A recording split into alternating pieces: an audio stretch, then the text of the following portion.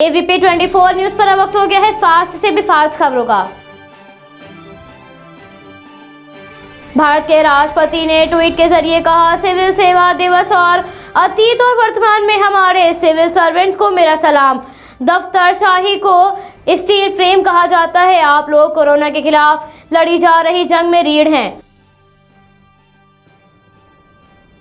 प्रधानमंत्री ने राष्ट्रीय लोक दिवस पर ट्वीट के जरिए कहा, हमारे लोक सेवा विभिन्न इलाकों में और विभिन्न क्षेत्रों में हमारे नागरिकों की मदद करने और राष्ट्र प्रगति को आगे बढ़ाने के लिए अथक प्रयास कर रहे हैं।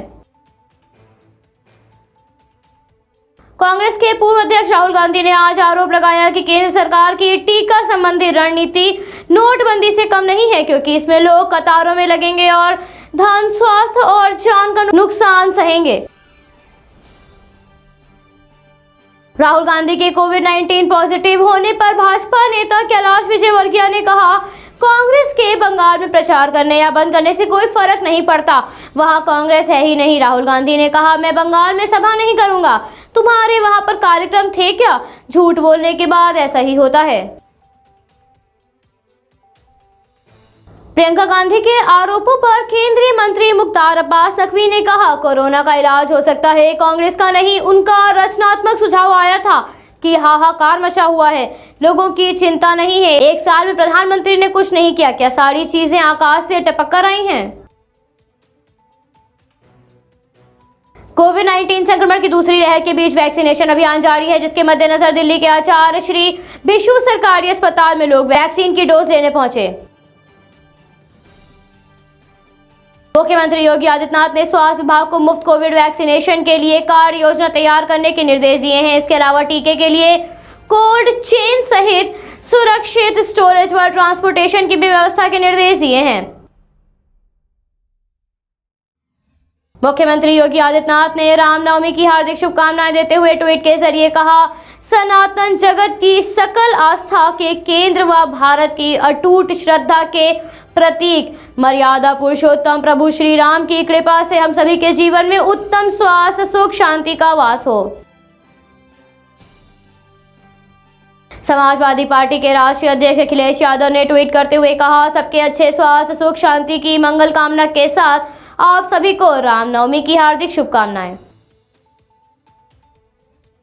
कोरोना महामारी के चलते अयोध्या में रामनवमी पर्व सादगी से मनाया जा रहा है। इस बार भगवान राम के जन्म पर उल्लास देखने को नहीं मिल रहा है। आम श्रद्धालुओं के लिए अयोध्या के सभी मंदिरों के कपाट बंद कर दिए गए हैं। अयोध्या धाम की सभी सीमा सील कर दी गई हैं।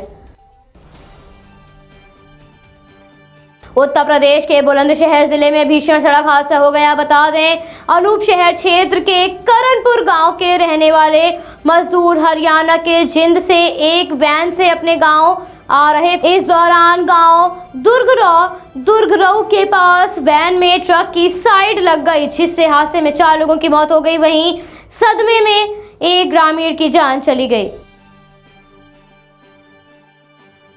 बिहार में कोविड-19 संक्रमण की वजह से रामनवमी के अवसर पर पटना का हनुमान मंदिर श्रद्धालुओं के लिए बंद रहा। गुजरात के मुख्यमंत्री विजय रूपाणी ने गांधीनगर में कोरोना वायरस वैक्सीन की पहली डोज लगवाई। मुंबई के बाईकुला जेल अथॉरिटी के अनुसार शीना बोरा हत्या मामले के आरोपी इंद्राणी मुखर्जी समेत बाईकुला जिले के 38 कैदी कोविड-19 पॉजिटिव आए हैं। मध्य प्रदेश के दमोह जिला अस्पताल में कल रात लोगों ने ऑक्सीजन सिलेंडर लूटे। जिला कलेक्ट्रेट के अनुसार जैसे ही ऑक्सीजन सिलेंडर का ट्रक आया, कुछ लोगों ने ऑक्सीजन सिलेंडर उठाकर अपने मरीजों के पास जाकर रख दिए। ऐसे लोगों की पहचान करके उनके खिलाफ मामला दर्ज किया जा रहा है। महाराष्ट्र में मीरा बाइंदरपुर पुलिस ने रेमडेसिविर इंजेक्शन की कालाबाजारी कर रहे 3 लोगों को गिरफ्तार किया। पुलिस इंस्पेक्टर के अनुसार 5-6 दिन पहले रेमडेसिविर ज्यादा कीमत पर बेचने की सूचना मिली थी, जिसके बाद फर्जी ग्राहक भेजकर आरोपियों को पकड़ा और 3 इंजेक्शन जब्त किए गए हैं। महाराष्ट्र में प्रवासी मजदूर लोकमान्य तिलक टर्मिनल पर घर जाने के लिए ट्रेन पकड़ने पहुंचे। राज्य में संक्रमण के मामले लगातार बढ़ रहे हैं, जिस कारण लॉकडाउन के डर से प्रवासी मजदूर अपने घर जा रहे हैं। छत्तीसगढ़ के मुख्यमंत्री भूपेश बघेल ने रायपुर में ऑक्सीजन सिलेंडर खरीदने के लिए 1 करोड़ रुपए की मंजूरी दी। रायपुर में कोरोना वायरस के बढ़ते मामलों और ऑक्सीजन की बढ़ती मांग को देखते हुए ये फैसला लिया गया है। संबित पात्रा ने कहा, छत्तीसगढ़ में ये स्थिति इसलिए है क्योंकि वहां की सरकार ने इसे नियंत्रित नहीं किया। वहां के मुख्यमंत्री प्रेस कॉन्फ्रेंस में कहते हैं हम वैक्सीनेशन नहीं कराएंगे। क्या ये हकीकत नहीं है कि पंजाब, छत्तीसगढ़, राजस्थान की सरकार ने प्रेस रिलीज जारी की थी कि हम कोवैक्सीन नहीं लेंगे। ब्रिटेन की महारानी एलिजाबेथ द्वितीय का और 95वां जन्मदिन है। हाल ही में इनके पति प्रिंस फिलिप का निधन हुआ था। ऐसे में इस बार कोई बड़ा जश्न नहीं मनाया जा रहा है। गोवा के मुख्यमंत्री ने कहा, मैं कल गृह मंत्री से मिला और उन्हें पूरे राज्य में कोविड-19 की स्थिति और उसके प्रबंधन की जानकारी दी। जो ऐतिहासिक कदम उठाने हैं उसकी घोषणा शाम 5 बजे प्रेस कॉन्फ्रेंस में की जाएगी। हम टेस्टिंग बढ़ा रहे हैं, इसलिए मामले बढ़ रहे हैं। रामनवमी के मौके पर ओडिशा के कलाकार ने राम की सबसे छोटी मूर्ति बनाई। इस मूर्ति की ऊंचाई सिर्फ 4.1 सेंटीमीटर है।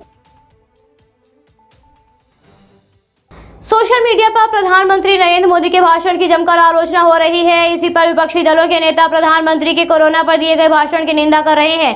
नेताओं का कहना है देश को इस वक्त आके भाषण की नहीं, ऑक्सीजन की जरूरत है। सीरम इंस्टीट्यूट ऑफ इंडिया ने भारत सरकार के निर्देशों के बाद कोविड वैक्सीन की कीमतों की घोषणा की है। राज्य सरकार के लिए प्रति डोज की कीमत 400 रुपए और निजी अस्पतालों के लिए डोज की कीमत 600 रुपए होगी। भारतीय क्रिकेट टीम के पूर्व कप्तान महेंद्र सिंह धोनी के माता पिता का कोरोना टेस्ट पॉजिटिव आया है, जिसके बाद दोनों को रांची के अस्पताल में भर्ती कराया गया है।